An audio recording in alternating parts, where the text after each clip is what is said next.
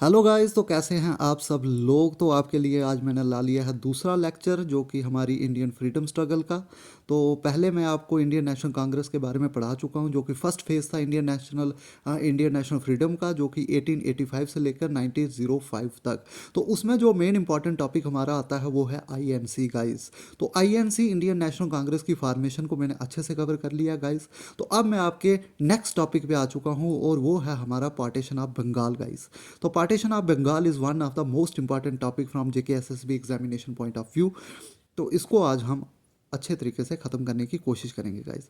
तो जो the second phase of the Indian national movement begin with the announcement of the partition of Bengal in 1905 guys. तो पहला question तो JKSSB आपको यहाँ से ही सीधा सीधा उठा के डाल देगा गाइस कि जो आपकी पार्टीशन ऑफ बंगाल है वो कब हुई गाइस। तो इसका आंसर होगा 1905। तो पहला आपका क्वेश्चन यही है कि पार्टीशन ऑफ बंगाल कब हुई, बंगाल को विभाजित कब किया गया। तो वो किया गया 1905 में गाइस, ये बात आप याद रखेंगे। तो इंडियन नेशनल मूवमेंट की जो सेकंड फेज है गाइस वो शुरू होता है 1905 से लेके 1919 तक, और जो पहला फेज है वो 1885 से लेके 1905 तक रहता है गाइस। और 1919 के बाद हमारा थर्ड फेज़ जो है वो शुरू होता है। तो जो सेकंड फेज़ है उसकी शुरुआत हमारी होती है पार्टीशन ऑफ बंगाल से, कि बंगाल को कैसे डिवाइड किया जाता है अंग्रेज़ों के द्वारा। तो आइए चलिए अब हम इसकी थोड़ी सी बैकग्राउंड समझते हैं।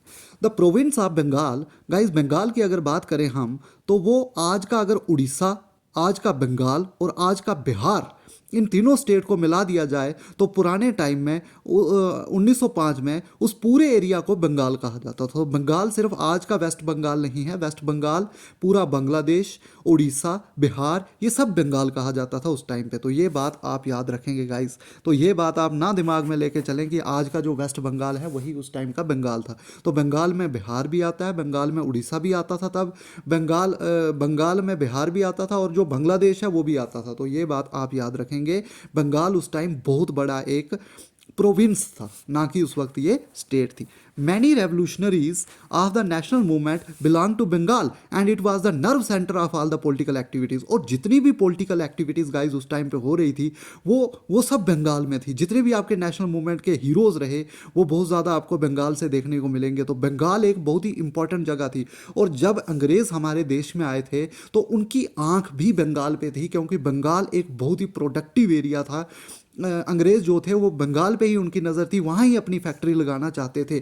तो जितने भी रेवोल्यूशनरीज गाइज हमें देखने को मिले, तो जितनी भी रेवोल्यूशनरी एक्टिविटीज़ देखने को मिली वो बंगाल में ही देखने को मिली, और अंग्रेज़ों की जो मेन आंख थी इंडिया में वो देखने को मिली बंगाल पे। तो आगे चलते हैं गाइज।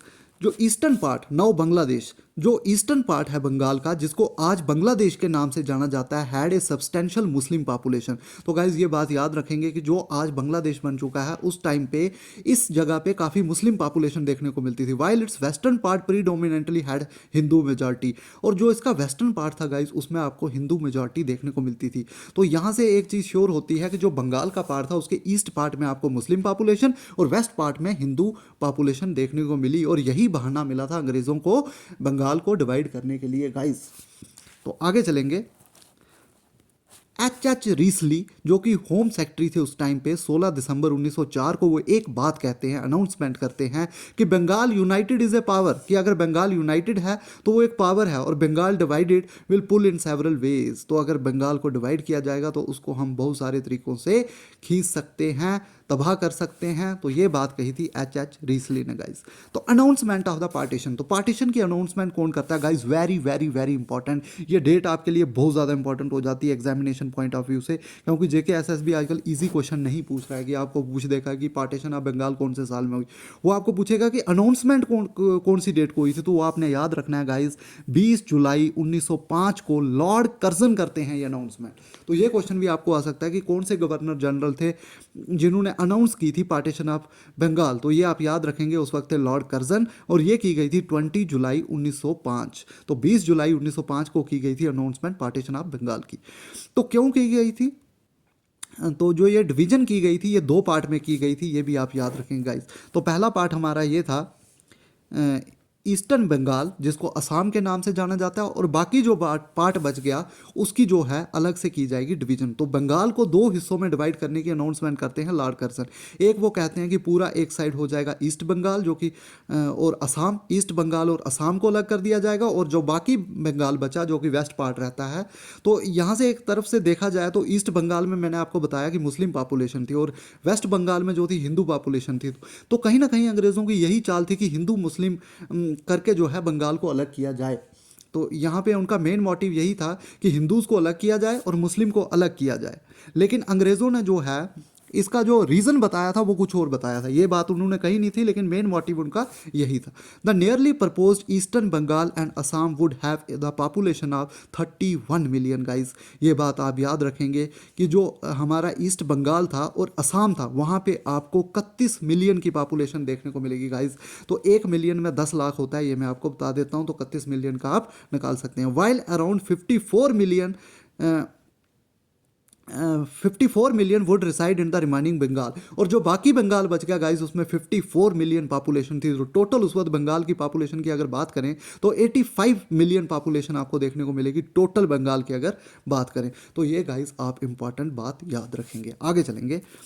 संजीवनी स्टार्टेड बाय के मित्रा। तो गाइज ये मैं आपको बता दूं, ये अभी पीछे एक एग्ज़ाम हुआ है तो यहाँ पे ये क्वेश्चन पूछा गया था कि जो ये संजीवनी जो न्यूज़पेपर था इसको किसने शुरू किया था। तो इसको किया था गाइज के मित्रा ने। ये बात आप याद रखेंगे। पार्टीशन ऑफ बंगाल से इंपॉर्टेंट क्वेश्चन है कि संजीवनी जो न्यूज़पेपर था इसको किसने इंट्रोड्यूस किया था। तो वो किया था के मित्रा ने। और ये पहला न्यूज़पेपर था टू अनाउंस पार्टीशन। तो इसी न्यूज़पेपर ने सबसे पहले पार्टीशन को अनाउंस किया था गाइस, संजीवनी न्यूज़पेपर ने। Very very important from examination point of view से। And also the first to give the idea boycott and Swadeshi movement. और इसी न्यूज़पेपर ने सबसे पहले जो है आइडिया दिया था बाइकाट और स्वदेशी मूवमेंट में। गाइज एक बात याद रखेंगे कि जैसे ही पार्टीशन ऑफ बंगाल की अनाउंसमेंट होती है तो जो हमारे इंडियंस होते हैं उनका रिएक्शन होता है स्वदेशी एंड बाइकाट मूवमेंट। ये जो भी फॉरेन गुड्स होती हैं उनको बाइकाट कर देते हैं और यही होता है result of partition of Bengal. तो पार्टीशन ऑफ बंगाल को रोकने के लिए, पार्टीशन ऑफ बंगाल के विरोध में इंडिया के जो लोग थे वो शुरू करते हैं स्वदेशी और बाइकाट मूवमेंट। तो ये भी आप याद रखेंगे। Next guys, Carson cited administrative reasons for the partition of Bengal being geographically vast and highly populated created problems running the administration efficiently। तो guys जब जो बात अब मैं आपको बताने जा रहा हूँ वो बताया था अंग्रेज़ों ने रीज़न जो दिया था पार्टीशन ऑफ बंगाल का वो ये दिया था।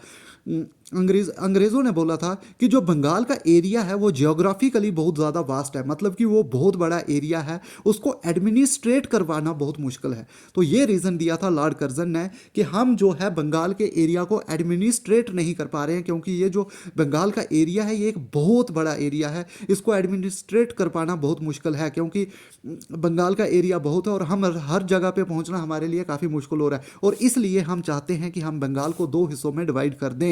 लेकिन ये जो उन्होंने रीज़न दिया था ये उनकी रियल इंटेंशन नहीं थी गाइस। जो रियल इंटेंशन उनकी थी वो यही थी कि मुस्लिम को अलग किया जाए और हिंदूज़ को अलग कर दिया जाए guys.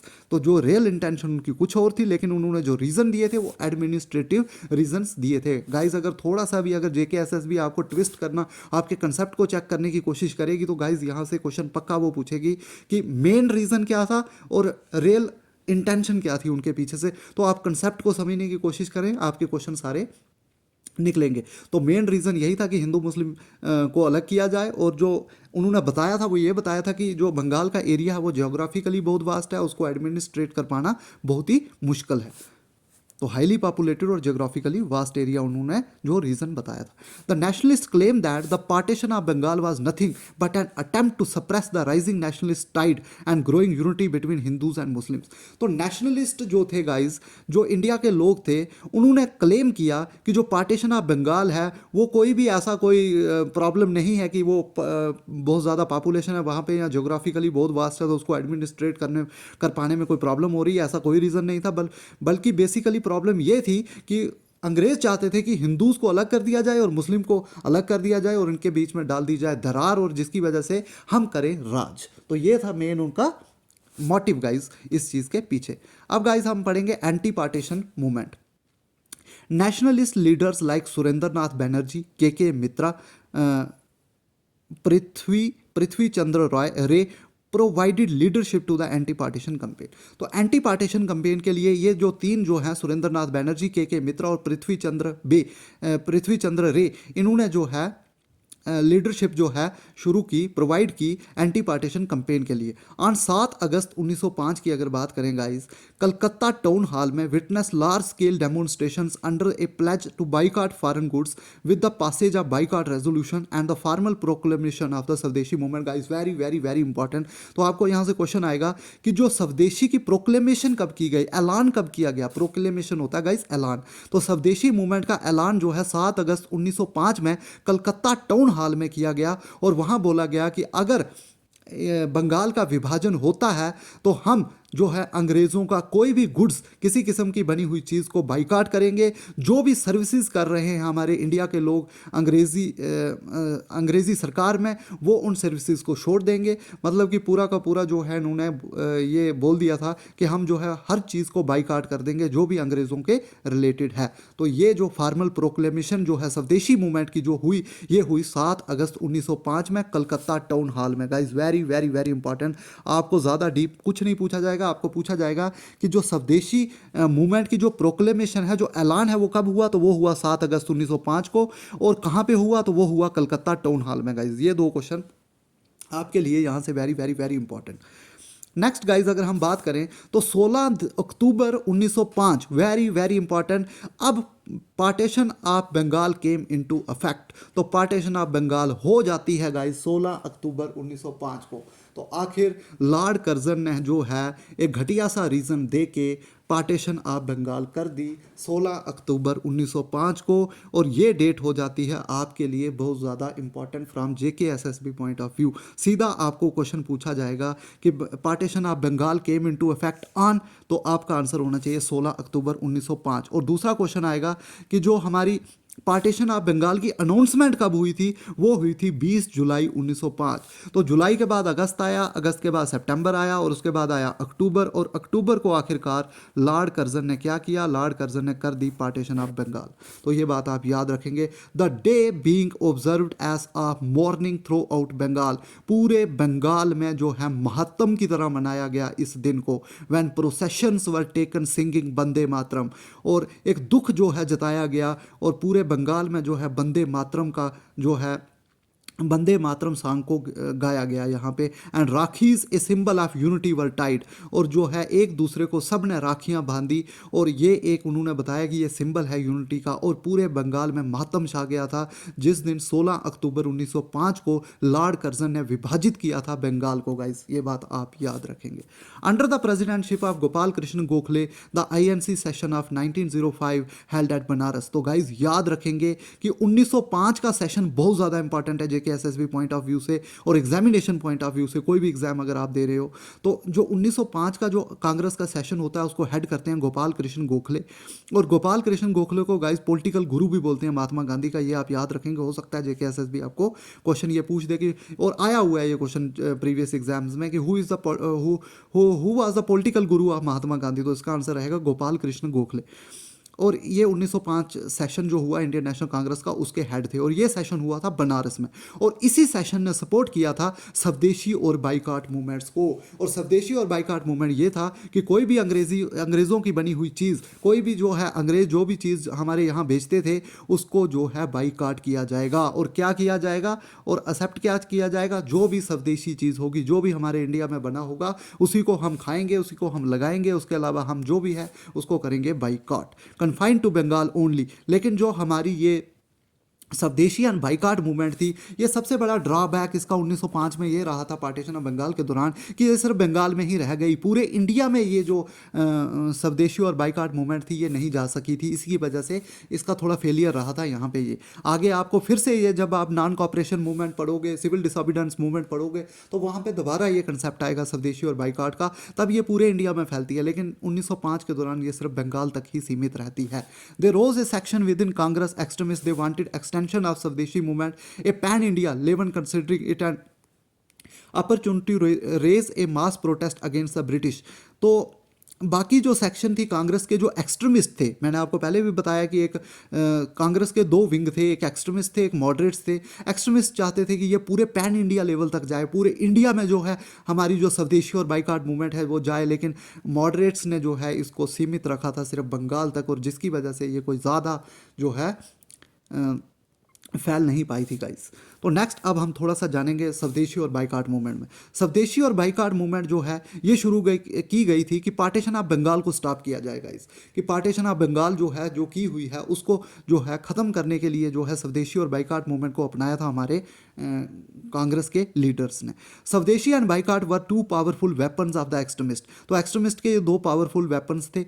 Many meetings were held where the pledge was taken to boycott the use of British goods. तो बहुत सारी मीटिंग्स हुई जहाँ पे ये कसम खाई गई कि हम जो भी ब्रिटिश गुड्स हैं उनको जो है बाइकआउट करेंगे, उनका इस्तेमाल नहीं करेंगे। यही थी हमारी स्वदेशी और बाइकआउट मूवमेंट की।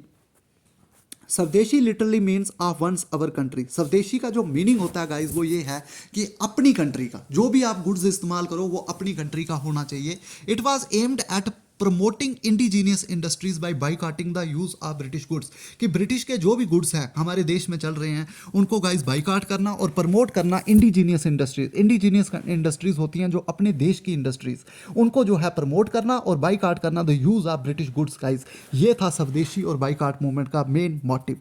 और इसके ये क्यों किया गया था? ताकि गाइस पार्टीशन ऑफ बंगाल को ख़त्म किया जा सके, स्टॉप किया जा सके।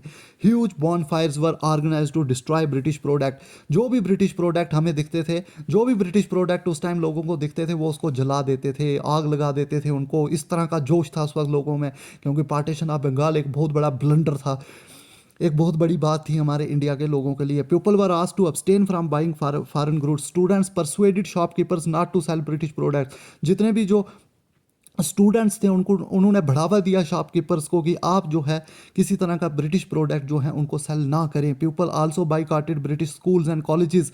जो लोग थे उन्होंने जो है बाइकआउट कर दिया जितने भी ब्रिटिश स्कूल थे, कॉलेजेस थे। यही था गाइस स्वदेशी एंड बाइकआउट मूवमेंट। और ये क्यों किया गया था? ताकि पार्टीशन ऑफ बंगाल को स्टॉप किया जा सके गाइस। आई होप आपको यहाँ तक पूरे अच्छे तरीके से क्लियर हो रहा होगा।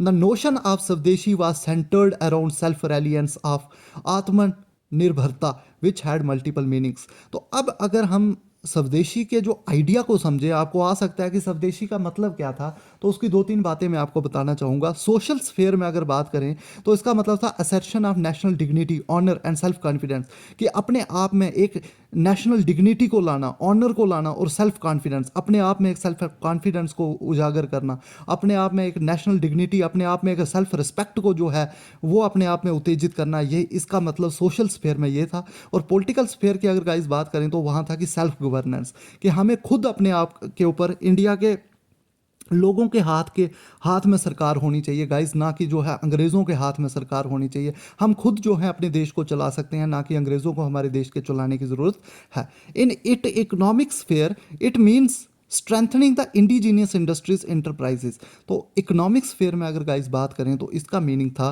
कि जो हमारे इंडिया की इंडस्ट्रीज़ हैं उनको स्ट्रेंथन करना।